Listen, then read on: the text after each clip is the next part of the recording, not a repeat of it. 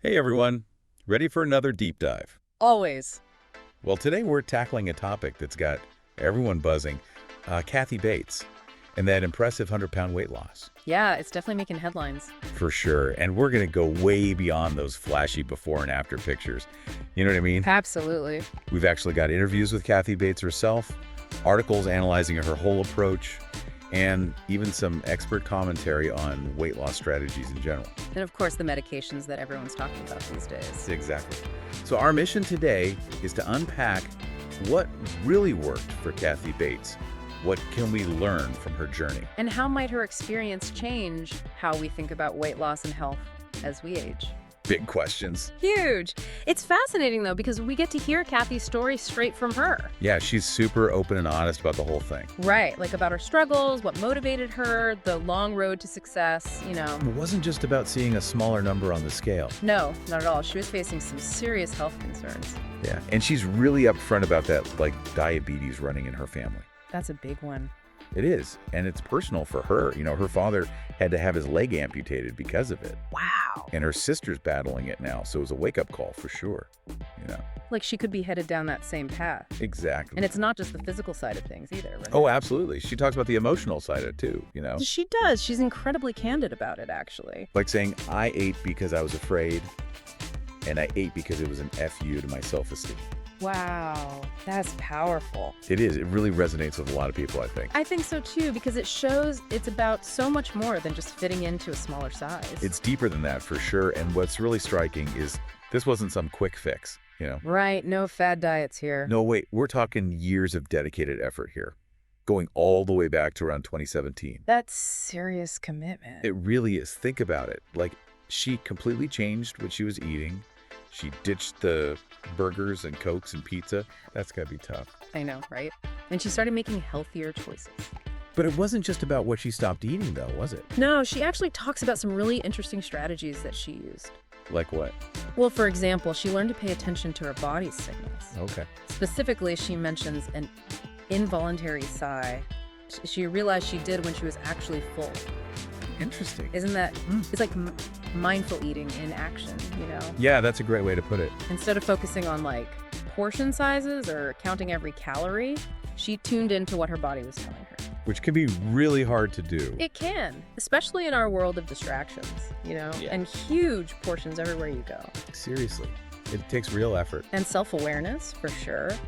But the experts we looked at say it's a cornerstone of successful long-term weight management. Makes sense. And it can have benefits beyond just weight loss, like a healthier relationship with food in general. Oh, for sure. Okay, so she's changing her diet. She's being mindful, but she also made another big change, right? Yeah, she stopped eating after 8 p.m. Whoa, that's a tough one. I know, right?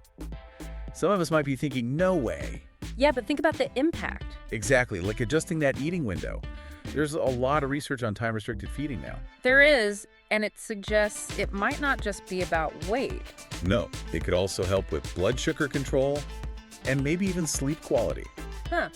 It really makes you rethink those late-night snacks. Right, it's not about depriving yourself. More about being intentional with your choices. Yeah, creating habits that last, not just following some strict diet for a few weeks and then going back to the old ways. Exactly. And those changes, those were the foundation for that initial 80-pound weight loss. Pretty amazing, right? It is, but then Ozempic enters the picture. Yeah, and that's where things get really interesting. For sure, suddenly we're talking about medication, and how society views all this. And the whole magic bullet idea that always comes up with weight loss. Yeah, let's talk about that. So Ozempic, it's definitely changed the conversation around weight loss. It has. But Kathy Bates is really clear that it wasn't the whole story for her. Right. She said that a lot, actually. It seems like it helped her with those last 15 or 20 pounds, The ones that are always the hardest to lose. Exactly. And it's important to understand what Ozempic is, and how it works. Yeah, it's not just a magic diet pill. No, not at all. We're talking about a GLP-1 medication.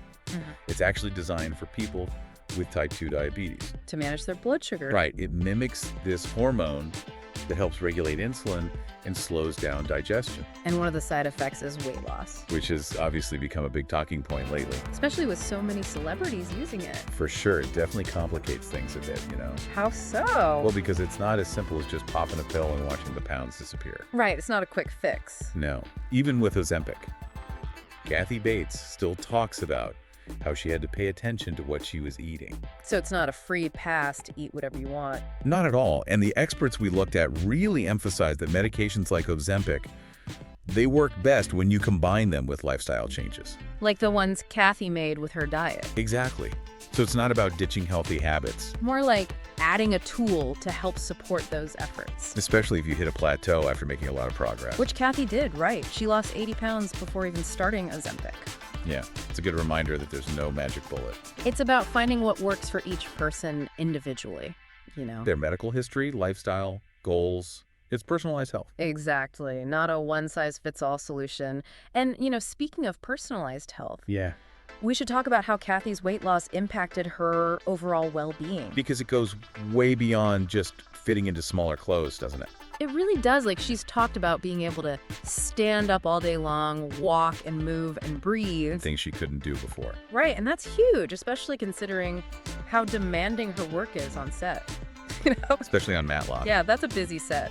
And think about how all this ties back to those initial lifestyle changes she made. It's not just willpower, it's building a foundation for long-term health and energy. And there's another layer to this too. What's that? Her weight loss actually helped with her lymphedema symptoms. Oh, wow. The swelling she's dealt with since her double mastectomy. That's right. So it's not just improving her overall health, it's directly impacting other issues too. That's a powerful reminder that weight management can be crucial for managing other conditions too. And improving your quality of life overall. And while she doesn't come right out and say it, you get the sense that she feels more confident now. Oh, absolutely. Like when she talks about feeling capable and embracing new experiences. That makes you wonder about the ripple effects, how these changes impact us mentally and emotionally. Yeah, it's about feeling good in your own skin. And that affects everything. So before we move on, let's pause for a second. Okay. What resonates with you the most about Kathy Bates' journey so far? Is it her dedication? Her persistence over the years? Her honesty about the struggles. Or maybe it's her willingness to try different things, like medication to find what works for her. Whatever it is, hold on to those insights as we keep going. Because there's still a lot more to uncover in her story. And a lot to learn about how it can all help us, with our own approaches to health and well-being. One thing that really struck me about Kathy Bates is how honest she is about the ups and downs. Yeah. Like, she doesn't pretend it was all easy, No, she talks about those plateaus she hit. And even times when she slipped up and went back to old habits. Which is so relatable, It's a good reminder that setbacks are normal. They are a part of the process, Exactly. We often see weight loss as this straight line. Like you just keep losing and losing. But it's so much more complicated than that. Yeah, there are going to be challenges. Moments of doubt, those times when you don't see the results you were hoping for. It can be really discouraging. But what's inspiring about Kathy is her resilience. Yeah, she didn't give up. No, she learned from those setbacks and kept going. It's like she had this growth mindset, It's about progress, not perfection. Exactly. And remember, she found what worked for her. That combination of lifestyle changes, the Ozempic, and that shift in mindset. It highlights how important personalized health is. Finding what works for you as an individual. Because there's no one-size-fits-all solution when it comes to health. We all have different bodies, different lives, different goals. The key is to be curious, Explore different options. Find what resonates with you and what you can stick with. What feels good and helps you feel your best. And don't forget to celebrate those wins along the way. I love how Kathy talks about just putting on a jacket and it fitting comfortably. Yeah, those little victories. They keep you motivated. They remind you that you're capable of change and your efforts are paying off. So as we wrap up our deep dive into Kathy Bates' incredible journey, let's think about this. What's one small change you can make today, inspired by what you've learned?